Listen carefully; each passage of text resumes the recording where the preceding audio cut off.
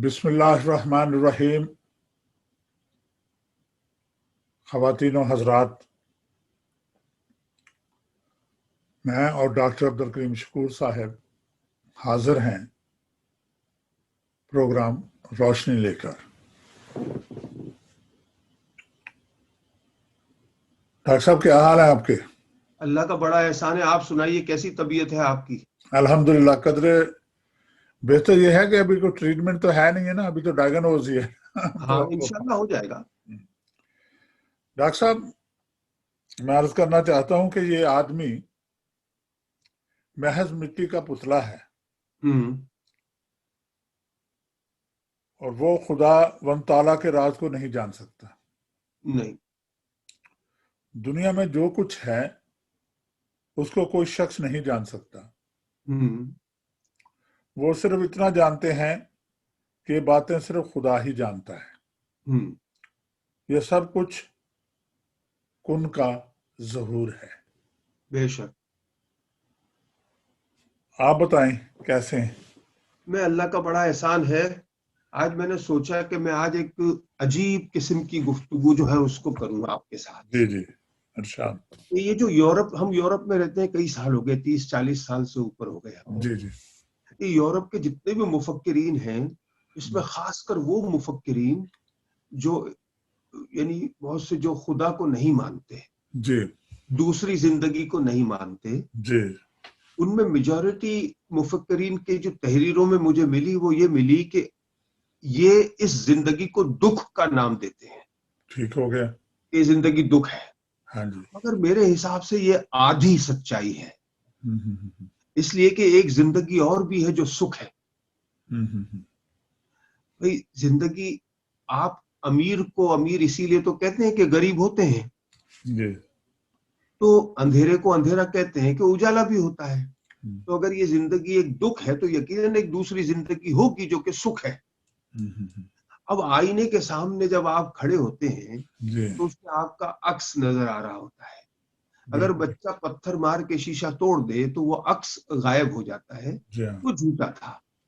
मगर आप वहां खड़े हैं, मौजूद हैं, आप नहीं टूटे। या झील में आपका अक्स, पत्थर फेंकेंगे मिट जाएगा। तो लोग अक्स के चक्कर में रहते हैं और मैं चाहता हूं कि अक्स के मालिक से मुलाकात हो। जी। ये जमाना हमारी आरजुओं का ढेर लगा देता है, हमें बर्बाद भी कर देता है, हम ये कहते हैं। लेकिन मैं ये समझता हूं कि हम खुद एक जमाना है। अगर हम इस हिसाब से सोचें कि हम खुद एक जमाना है तो फिर हम कायनात को फतह करने की सोचेंगे। और कायनात को फतह करने का एक ही रास्ता है कि उसके सामने आदमी झुक जाए, क्योंकि अल्लाह का वादा सच्चा है। कुरान में इरशाद हुआ है कि अल्लाह का वादा सच्चा है। शेर याद आया मुझे, आदमी की तलाश में है खुदा, आदमी को खुदा नहीं मिलता। आदमी की तलाश में है खुदा, आदमी को खुदा नहीं मिलता। दरअसल हुआ यह है कि हम लोग अपने आप को जाने बिना जी रहे हैं, और अपने आप को जाने बिना जीना खुदकशी के बराबर है। जी। अब अपने आप को जानने वाले बहुत थोड़े हुए हैं दुनिया में। आप उंगलियों पे उन्हें गिन सकते हैं। उंगलियां खत्म नहीं होंगी, नाम खत्म हो जाते हैं। जी। अपने आप को जानकर जीने वाले सहाबाए कराम रिजवानुल्लाह अजमईन, सहाबाए कराम थे। अंबिया अलैहिस्सलाम की तो बात ही और है। सहाबाए कराम थे, फिर बड़े हमारे मुसलमान साइंटिस्ट्स थे जिन्होंने अपने आप को जाना। अंग्रेजों में भी है ऐसे, दूसरी कौमों में भी है। एक मैंने लफ्ज इस्तेमाल किया था जब मैं कुछ अंग्रेज साइंसदान और उनकी कहानियां, उनकी जो बायोग्राफी होती है, आप बीतियां पढ़ रहा था। जैसे न्यूटन है, कहा जाता है कि न्यूटन जो है वो दरख्त के नीचे बैठा था और एक सेब उस गिरा। अब वो उसके सर पे गिरा, ये अक्सर हम कहानियों में पढ़ते हैं, लेकिन कहीं इसकी हकीकत नहीं है कि सर पे गिरा था, उसके सामने गिरा था, ये तो तयशुदा है। तो वो जब सेब गिरा तो उसने ये सोचना शुरू किया कि ये सेब दरख्त से नीचे क्यों गिरा, ऊपर क्यों नहीं गया। अब न्यूटन से पहले हजारों लोगों ने सेब गिरते हुए देखा होगा, किसी ने नहीं सोचा। इसने ही क्यों सोचा? और इसने फिर कशिश शुक्ल का राज के जमीन में एक فورس ہے, گریویٹی ہے جو اس چیزوں کو اپنی طرف کھینچتی ہے. پھر اس نے قانون بنائے نیوٹن نے, لا آف موشنز اس کے مشہور ہوئے.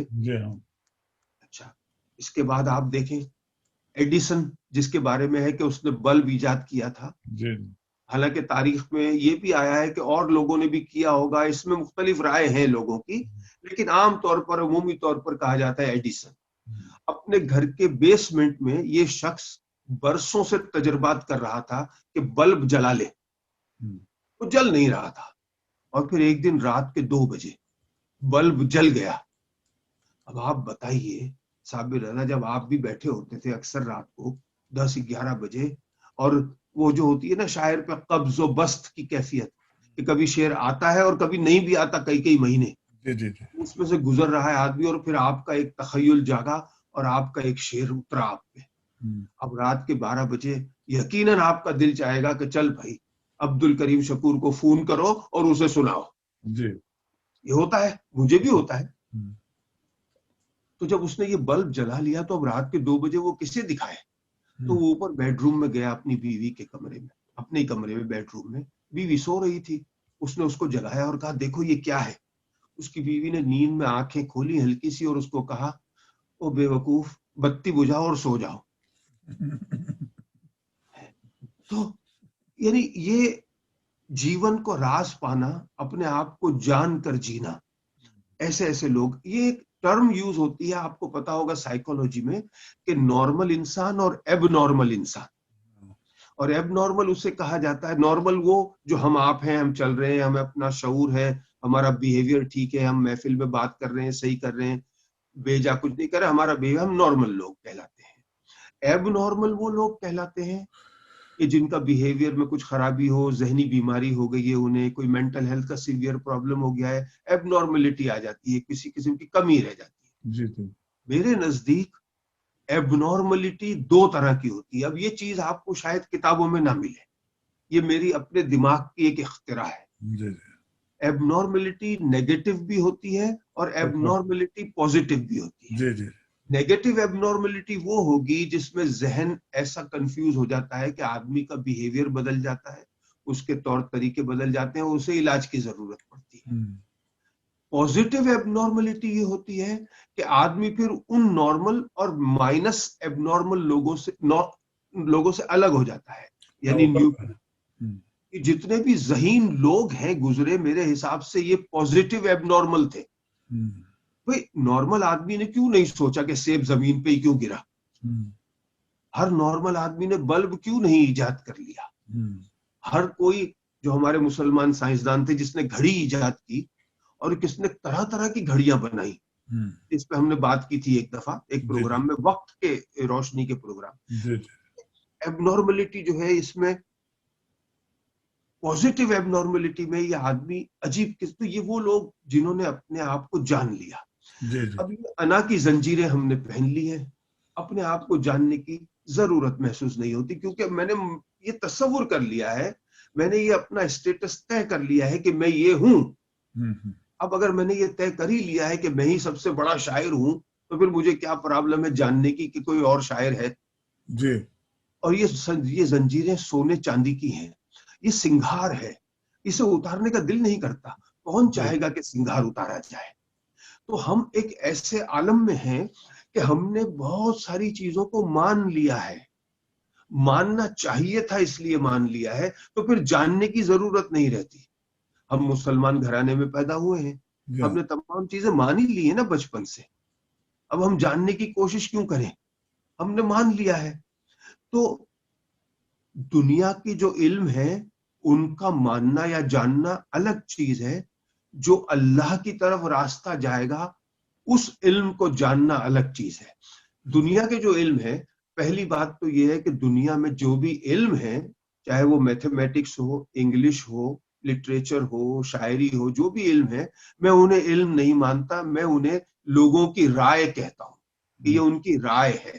علم صرف 2 ہی ہیں صابر رضا, ایک قرآن کا اور ایک حدیث کا, اس کے علاوہ تیسرا علم نہیں ہے دنیا میں, باقی سب لوگوں کی رائے ہے. عام آدمی میری بات سے اختلاف کرنے کا پورا حق رکھتا ہے. تو دنیا کا جو علم جسے علم کہا جاتا ہے, اگر ایک سائنسدان نے یہ معلوم کر لیا کہ آکسیجن اور ہائیڈروجن H2O، دو حصے ہائیڈروجن ایک حصہ آکسیجن ملے گا تو پانی بنتا ہے. اب جب اس نے یہ جان لیا تو یہ سب کے لیے برابر ہے. اب ہر ایک کو تجربہ کرنے کی ضرورت نہیں ہے. وہ تو آگے نا سامنے پریکٹیکل ہو گیا. اب جب آپ اسکول میں جاتے ہیں یہ فارمولا پڑھتے ہیں تو آپ کو یہ تجربہ نہیں وہاں کرنا ہے. آپ کو مان لینا ہے کیونکہ اس نے یہ کیا تھا، ہو گیا. یعنی ایک کا جاننا سب کے لیے برابر ہو جاتا ہے دنیاوی علم میں. لیکن خدا تک پہنچنے کے لیے جو علم ہے وہ ہر ایک کو خود ہی جاننا پڑتا ہے. نہ یہ کوئی پیر بتا سکتا ہے، نہ مرشد کسی کا پوچھ سکتا ہے. ہر ایک کا اپنا پیر، آپ کا یا آپ کا جو راہبر ہوتا ہے، اس کو پیر و مرشد، راہبر آپ ہوتا کو ہے، راستہ دکھا سکتا ہے، راستہ آپ کو پہنچا نہیں سکتا. پہنچنا آپ کو خود ہی ہوتا ہے. وہ اشارہ کر سکتا ہے لیکن آپ کو وہاں جانا خود ہی پڑتا ہے. وہ آپ کو لے کے نہیں جا سکتا. اور یہ بھی کوئی ضروری نہیں آپ اس کے بعد پہنچے، آپ اپنے پیر و مرشد سے پہلے بھی پہنچ سکتے ہیں. تو یہ تو اللہ کی دین ہے جس کو ہو جائے. تو اللہ کی طرف جانے کے لیے جاننا ہر ایک کو خود ہی پڑتا ہے. کتابوں سے ہم صرف مان سکتے ہیں، جان نہیں سکتے. کتابیں آدمی بننے کا راستہ بتاتی ہیں، آدمی نہیں بناتی انسان کو. کتابوں سے میرے حساب سے جتنی بڑی قبر بن سکتی ہے کسی اور چیز سے نہیں بنتی. کتابوں سے آپ مان تو سکتے ہیں، جاننے کے لیے آپ کو اپنے اندر اترنا پڑتا ہے. اور اپنے اندر اترنے سے آپ کو کوئی روک نہیں سکتا. اس دنیا میں آپ کو کہیں بھی جانا ہو، کسی جگہ اترنا ہو، داخل ہونا ہو، ضروری ہے کہ کوئی آپ کو روکے. اور ضروری نہیں بھی ہے لیکن آپ کو کوئی بھی روک سکتا ہے. آپ کسی دوسرے ملک میں ویزا کے بغیر جائیں گے تو وہ آپ کو روکے گا. آپ کسی کے گھر میں بغیر اجازت جائیں گے وہ آپ کو روک سکتا ہے. لیکن آپ کے اپنے اندر جانے سے آپ کو کوئی نہیں روک سکتا. چاہے آپ کے ہاتھوں کو زنجیروں سے باندھ دیا جائے، کمرے میں قید کر دیا جائے، دروازے پہ فوج کھڑی ہو پہرا دے کر، مگر آپ کو آپ کے اندر جانے سے کوئی بھی نہیں روک سکتا. اور اپنے آپ کو جاننے کے لیے، اپنے خدا تک پہنچنے کے لیے اپنے اندر اترنا پڑتا ہے. اپنے اندر جب تک آدمی نہیں اترتا وہ اپنے آپ کو جان نہیں سکتا. رات کی تنہائی میں خدا ذوالجلال کی لازوال نعمتوں کو آدمی یاد کرے، رحمتوں کو یاد کرے. قرآن میں ارشاد ہے اللہ تعالیٰ کا کہ یہ لوگ اپنی راتیں قیام و سجدہ میں گزارتے ہیں، رات کو ان کے پہلو بستر سے الگ رہتے ہیں اور نیم و رجا کی حالت میں یہ اللہ کو پکارتے ہیں. تو دنیا کا علم اور ہے، خدا تک جانے کا علم اور ہے. اگر انسان اپنے آپ کو جانے بنا اگر جی رہا ہے تو وہ یہ نہیں کہے گا کہ میں جانتا ہوں، وہ یہ کہہ سکتا ہے کہ میں مانتا ہوں. تو ماننا اور ہے، جاننا اور ہے. رات کے اندھیرے میں اپنے اللہ کو پکار کر اپنے اندر آدمی اتر جائے. مجھے ایک قول یاد آ رہا ہے، نام نہیں یاد اس لیے میں نام نہیں لوں گا، کہ اس دنیا میں دو آدمیوں کو تلاش کرنا بہت مشکل ہے. ایک وہ جس نے اپنے آپ کو پا لیا، اور دوسرا وہ جو اپنے آپ سے جدا ہو گیا.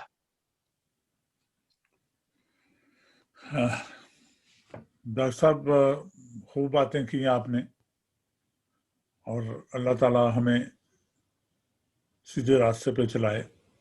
آمین. اور وہ سیدھا راستہ اور اس کی ہدایت بھی صرف اللہ تعالیٰ سے ہی ملتی ہے. بے شک. خواتین و حضرات، اپنے دعا میں شامل رکھیے گا. اللہ تعالیٰ آپ سب کو تندرستی اور خوش و خرم رکھے. اجازت اگلے ہفتے کے لیے، پھر ملاقات ہوگی. اللہ حافظ. اللہ حافظ.